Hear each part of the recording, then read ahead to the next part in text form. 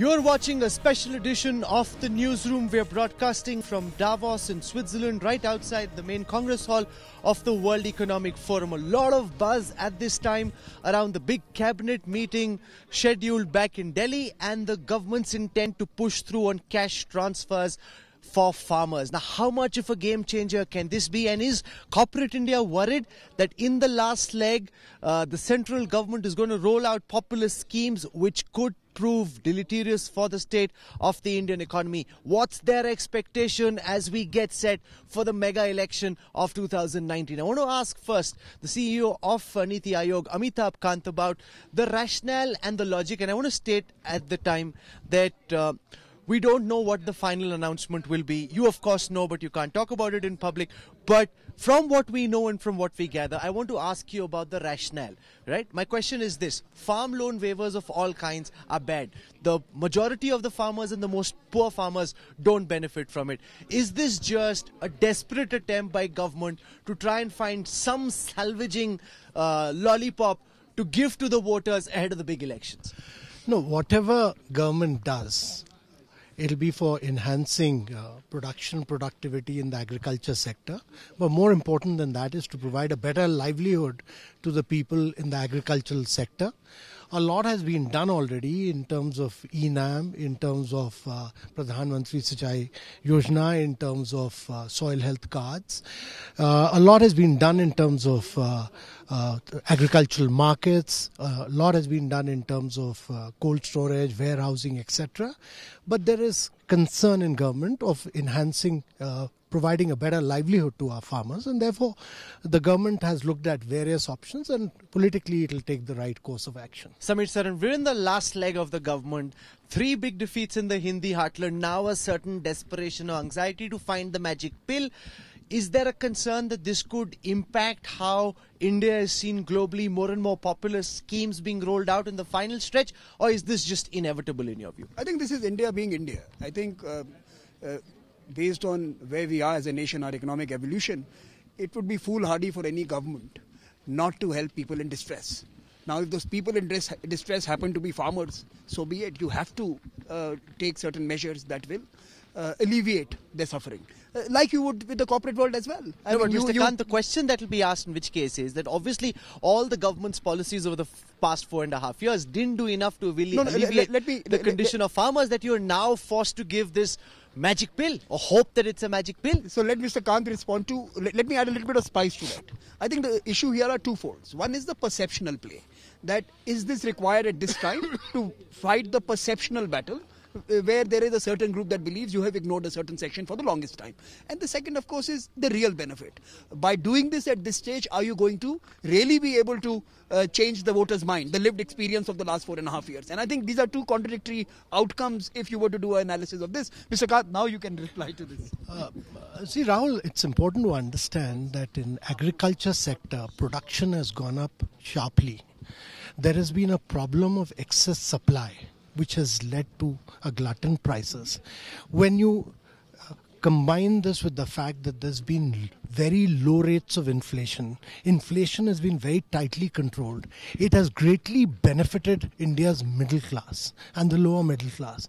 But both these aspects, which have benefited the country, has adversely impacted farmers in India. And therefore you need to take care of them. And government consciously brought in the fixed price for procurement purposes, but the market trends could not keep up with that, and therefore you need to provide justice to the farmers. We need to understand all these dimensions. For a television journalist like you, it's very important to analyze and examine all these underlying economic issues, and that's why it's important for the government to take care of the farming community. That while the country has progressed, while there has been benefit to the middle class, on account of inflation, on account of enhanced production, suppressed prices, farming community has got impacted. And therefore, the country needs to provide them a better. Now, all of this, Mr. Banerjee, could have been done in the first few months of the government getting started. Is it cynical to say that this is a rattled government now trying to, in the last mile, push through a desperate measure which it hopes will be the magic pill? No, actually, you need to see it in two parts. One, of course, no time is a good time. Whenever you will do it, you will be asked as to why is farm loan the waiver the solution. Well, it's a part of the solution, and you cannot ignore a distressed rural economy. And a distressed rural economy is not good for the economy. It's not good for industry. So if you are giving attention to where the distress is, it's good. It's important. And there has been several measures. It's not that there has been no measures. It's I think it would be unfair to say that. There are many projects, many missions, in fact, which has been sort of worked upon on the rural sector. Some have worked, some have not worked. So, and today there is an emergency in terms of really giving that attention to that rural sector, and it benefits the industry, because when the country has when the economy has been challenged in the past, if you see, the rural economy has been a big saver at many points in time. The rural demand has played a very important role in the Indian economy. So I think this is important. We cannot let that we cannot let that distress not be addressed. But again, the important question, and there's a second part of it, is how do you see that it reaches the ones that require it the most, and therefore the implementation and the process in which it is done is going to be critical. Mr. Kanuriya, Chandrajit Banerjee talking about how there is an emergency, a sense of urgency. Is it a political emergency? Is that what's really at stake here? Well, the way I see it is that when the government came in, the philosophy and the thought that we saw many of the programs and initiative was there to look at a medium to long-term solution and not quick fixes. And that's the way, whether it was the agriculture sector, whether it was the industry sector, industry which was in challenge, all the policies in the initial years were all looking at a medium-term, long-term solution, which, as elections have come by and in a democracy that happens, the way I look at it is many of those initiatives started yielding result, but not enough for addressing the patience of the people of India. You don't have confidence in the long-term structural policies yielding dividends just yet, therefore you want some quick fixes as well. I think you need to balance that. I think one good thing was that many of the initiatives first time ever was at least taken for a long-term solution. There's a short-term sacrifice one India has to do if we have to gain for the long term. We cannot always look at this generation. Chandrajit Banerjee, Mr. Kant makes an important point about ensuring that the benefits go to the right people. We've, at the policy team in India today, we did a deep audit which said that the majority of farmers and the most impoverished aren't benefiting. We've seen in Maharashtra, when these farm loans have been given, waivers have been given, the same rich, landed, politically connected farmers benefit and the really impoverished, poorly off farmers don't. How do you avoid that? So farmers' loan waiver impact the credit history. Several studies show that 42% of the benefits go to rich farmers. 36 to 42% go to rich farmers. I think important thing is that whatever you do for farmers must benefit small farmers. They must benefit How do you ensure tenants. That? You must benefit sharecroppers. Now there are various options available. One is the Raitu Bandhu scheme, which Telangana did. The other is the Kalia scheme, which Orissa has done. Now the government of India has looked at all different options. These have been examined. The government will take a policy. No, but option. Raitu Bandhu also saw a revenue surplus state of Telangana suddenly become debt-ridden. Yeah, but see, Rahul, one shouldn't look at these things from a very short-term perspective. In the long run, if you provide greater purchasing power in the hands of rural poor, you're creating a new class of consumers, and that in turn will spur growth of the consumer good industry. And in the long term, my belief is that it will spur both industrial growth as well as agriculture production and productivity, which will lead to people say, I won't repay my loan because 5 years later there'll be another prime minister, another president who'll be rattled and wo fir se wave kar denge. So we are not, at the moment, you and I don't know what the government will decide politically, what the decision will be, but let us we are not saying that it will be a farm loan waiver. No, so even if it's a cash transfer, like the Raitu Bandhu scheme in Telangana. My belief is that as long as it's a direct cash transfer, or it's a a very targeted cash transfer. And today you have the means to do it. You have been able to build the backbone of it through the JAM Trinity. You built up a very strong infrastructure for that, and that should assist. That should enable the government to ensure that our farmers are able to get benefits out of this. So we've spoken a bit about the farm loan waiver and about benefiting farmers by cash subsidies and transfers. I want to now talk about how the world is at this time perceiving and looking at the India story. Chandrajit Banerjee, is it right? Because, we were speaking to Sunil Bharti Mittal a short while before now, and he said that all the top global corporate leaders he's speaking to are currently in wait and watch mode. That till the May election results come out, they're saying, "Abhi paisa nahi lagana, dekhte hain kya hota hai, and then we'll decide." So, if you really look at what's happening in Davos today, the international economic mood is not all that great.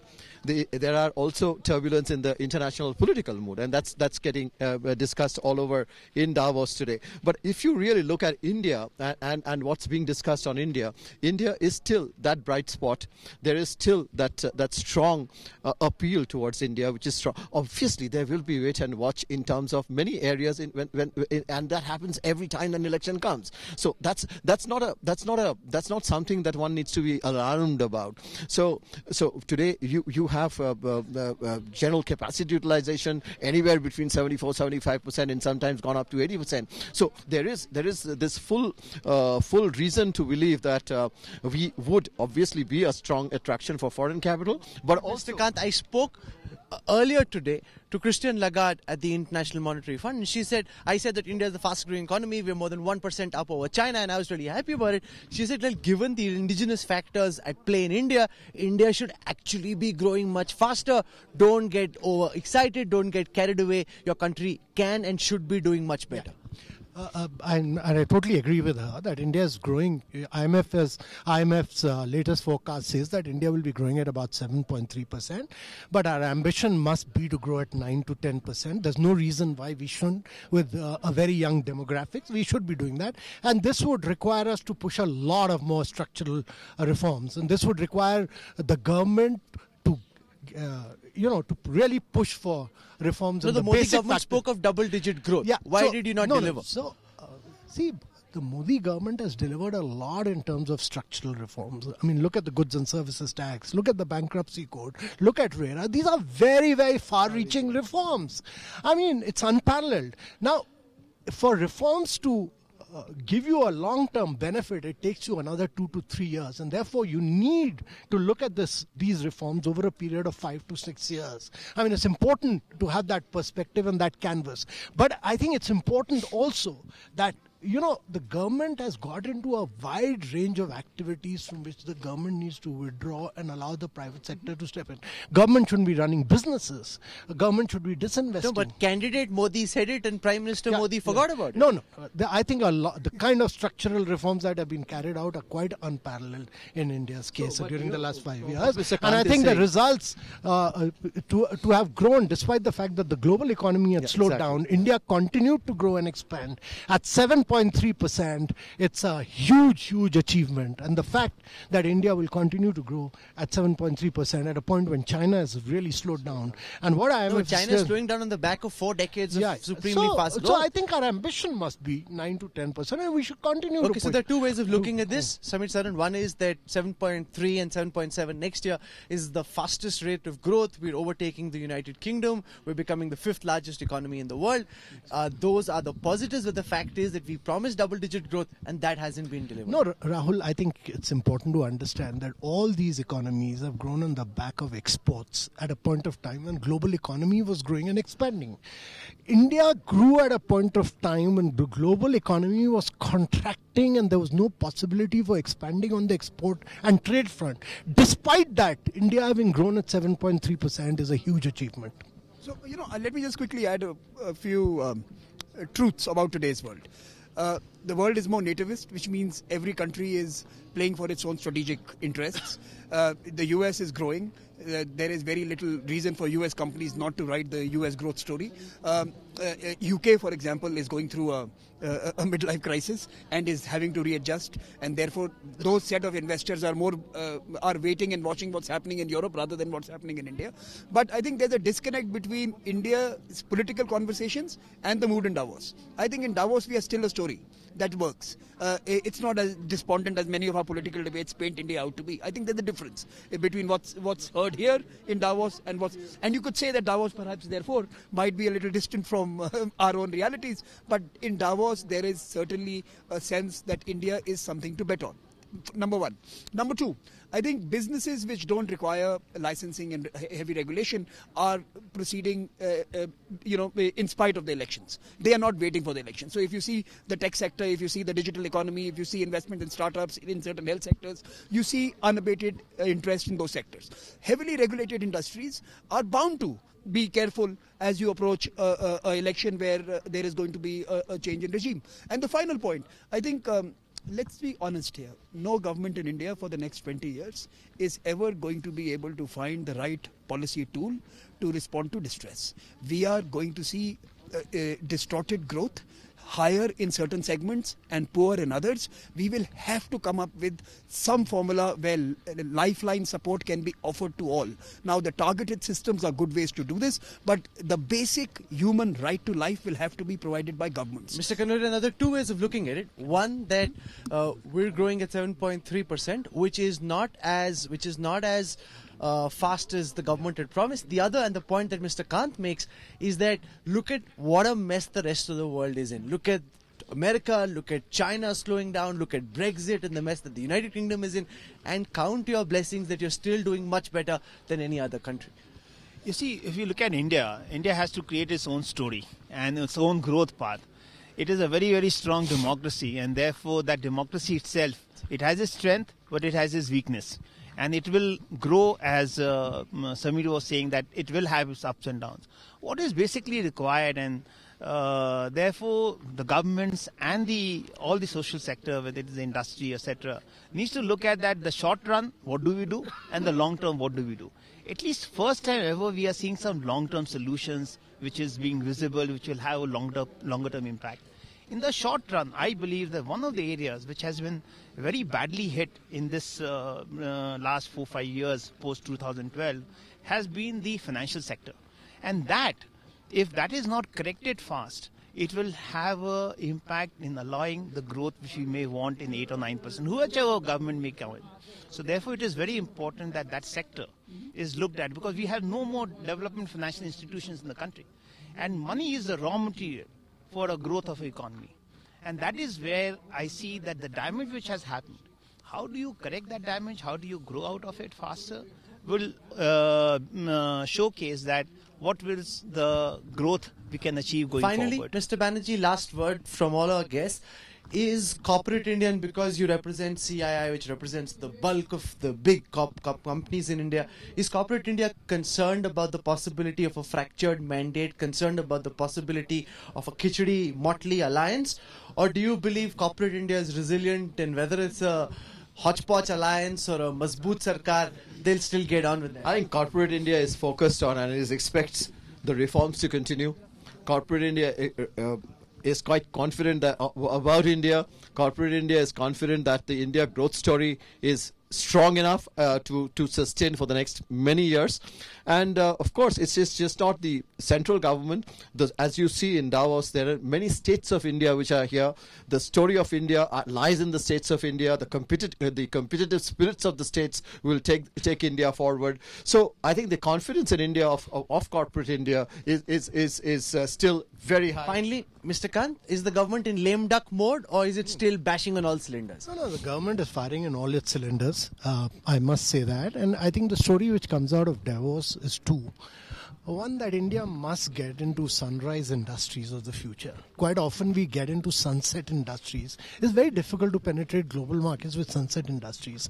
And I think areas of electric vehicles, areas of storage and batteries, areas of renewables are really the crux of what the world will be looking at, and how India urbanizes in the years to come in a very innovative and sustainable manner. And the third issue to my mind is that you can't have growth without equity. And all that you focused on today's discussion is that India must have growth with equity. And I think one of the key programs of the government has been the aspirational district program, where we focused on ensuring that the 115 backward districts of India, we don't call them backward, we call them aspirational, grow at high rates. Okay, so I want to thank all our guests for joining us for this special broadcast in the freezing cold. We hope to catch up with you later in the week as well.